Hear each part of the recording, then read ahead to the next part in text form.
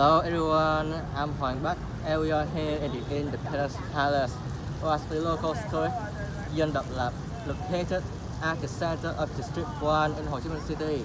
This building is home to many important events of our city, so much so that the image of it alone is synonymous with the city itself.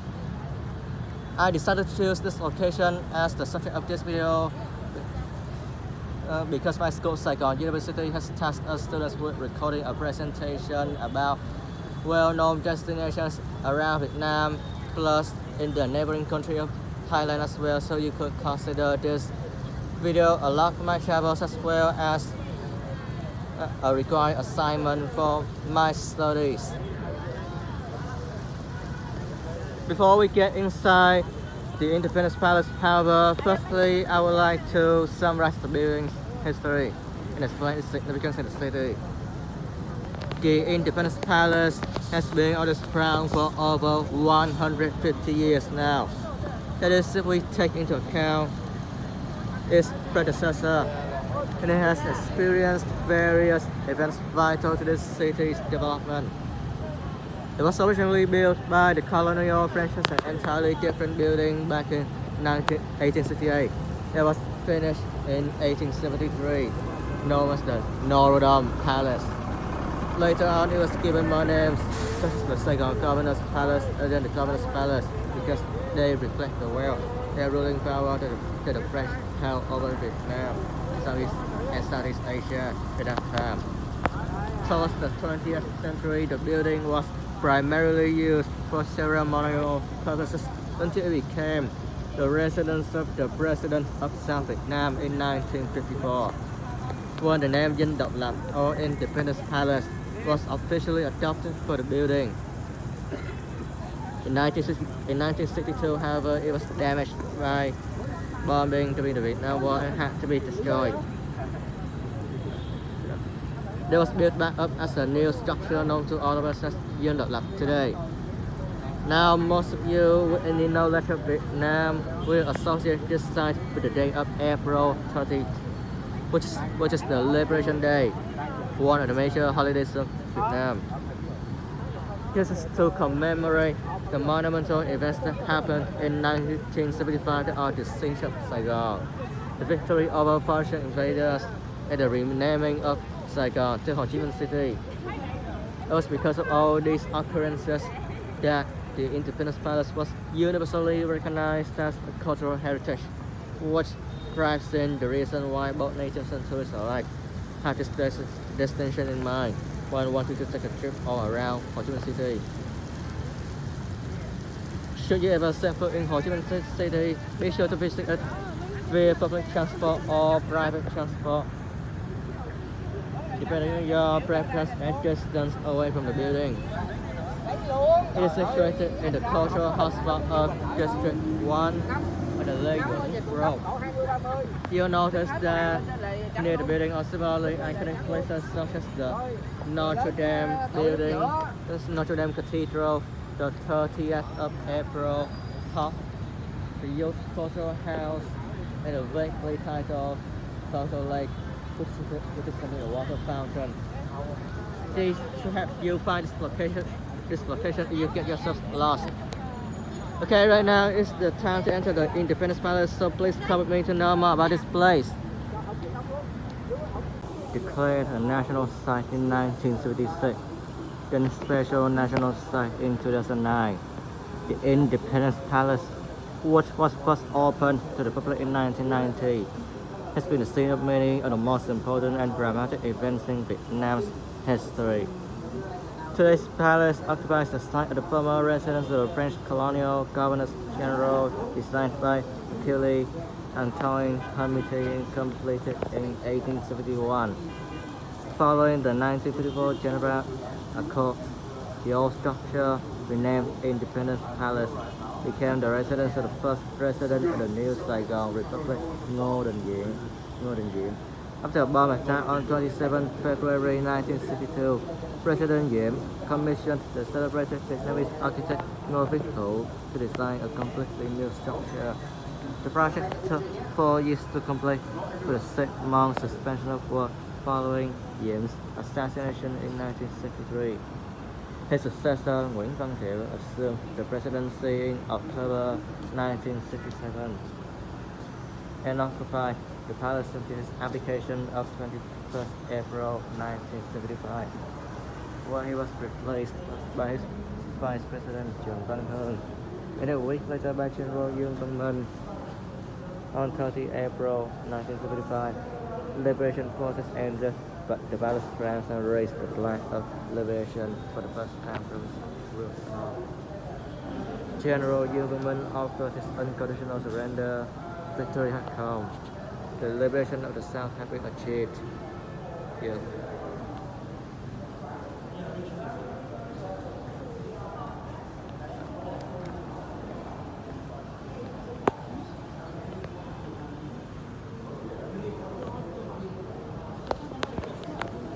For the architectural design of the palace, situated in the 12-hectare park, the palace occupies a 4,500 square meter ground space. It is 26 meters in height and its 95 rooms comprise an interior space of 20,000 square meters. Palace architect Ngô Viết Thủ wished to achieve a fruitful harmony of tradition in its groundbreaking design. This combination of concrete and wooden embellishments without any curved roof design makes the structure at once distinctively modern and in tune with ancient Vietnamese architectural design. The external sun canopies evoke the shape of tall bamboo. The interior design is a series of spacious rooms opening onto grand corridors, grouped around a monumental central staircase. The architect Ngô Viết Thủ, born in 1927 in Huế, was the first Asian recipient of the prestigious Prix de Rome. He died in Ho Chi Minh City in 2000.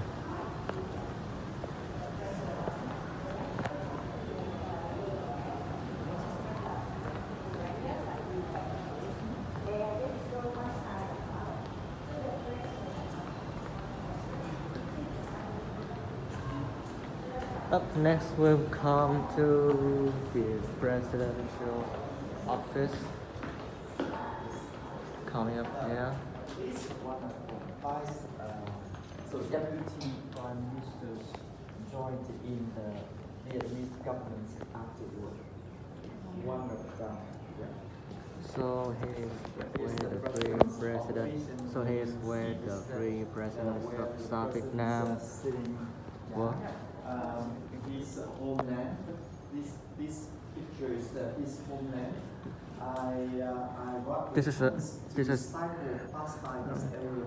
Notably, this is where the second president of Vietnam, Nguyễn Văn Thiệu, worked.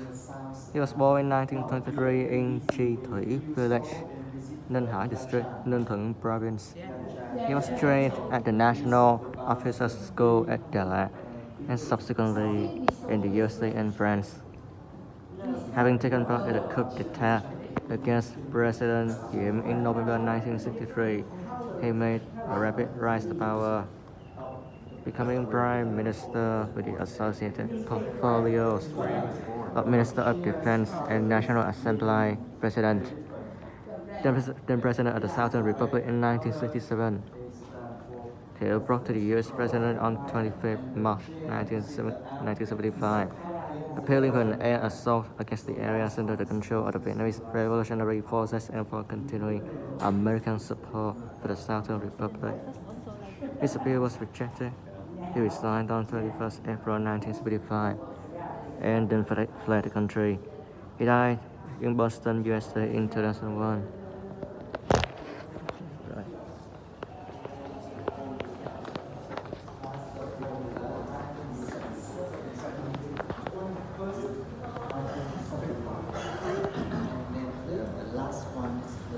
Dương Văn Minh. The last one is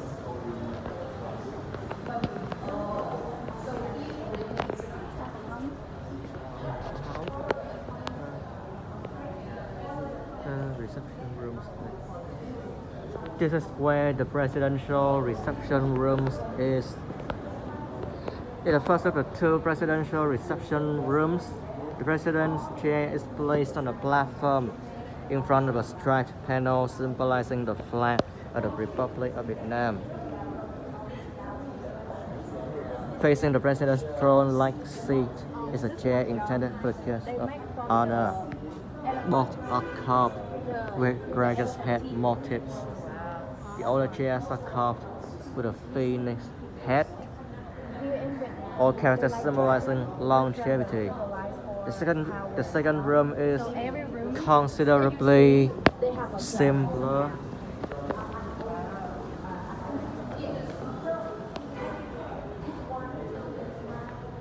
Between 19 and 23 October 1972, 6 meetings were held in this room between President Thiệu and Henry Kissinger, President Nixon's national security advisor, during which Kissinger sought to persuade President Thiệu to accept the agreement, which was eventually enacted as the Paris Peace Accords of January 1973.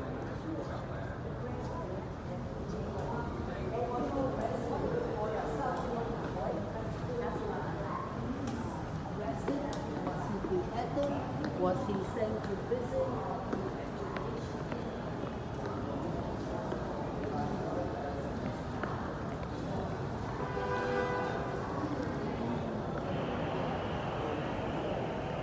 We are now going to Vice President's reception salon.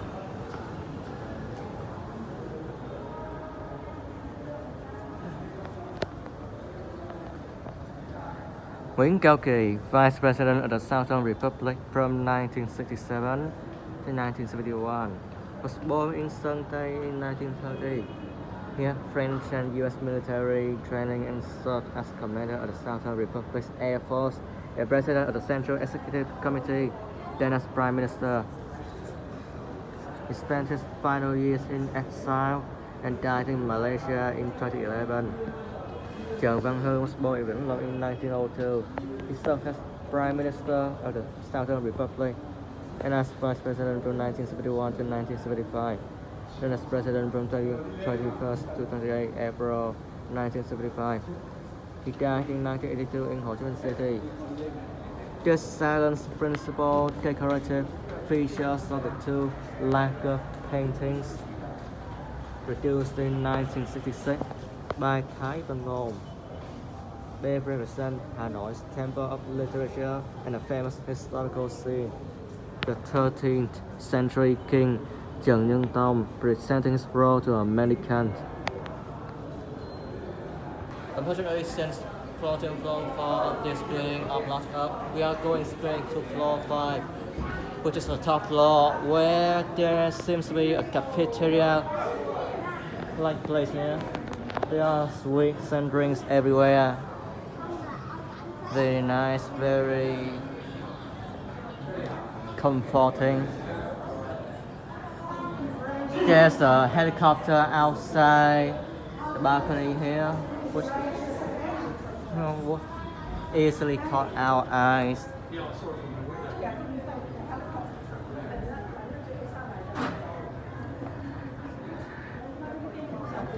I read the information from inside